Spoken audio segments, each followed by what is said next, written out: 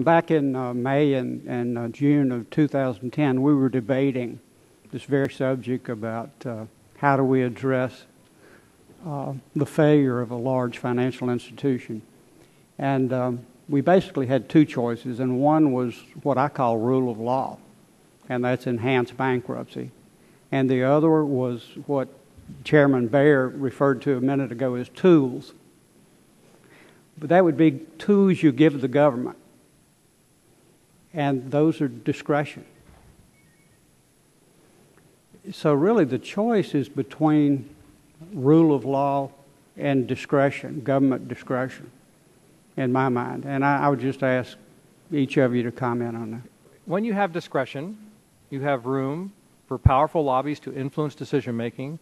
When you have a strict rule of law, as long as it's a good rule of law, I believe it's a simple proposal we've made from the Dallas Fed. Then you remove that possibility for folks to work on the regulators, massage the regulators, lobby the regulators, and so on, and you have a greater chance of discipline. So this is all about the rule of law, and I agree with you on that front. Right. Thank you. Dr. Lacker? I think you're right to put your finger on it. I think discretion is at the core of too big to fail. I think it's why we got here. It began over 40 years ago with the rescue of a $1 billion institution in Michigan, where the FDIC went beyond insured depositors. The precedents that kept being set on through continental Illinois gave rise to the expectation that policymakers might use their discretion with uninsured claimants.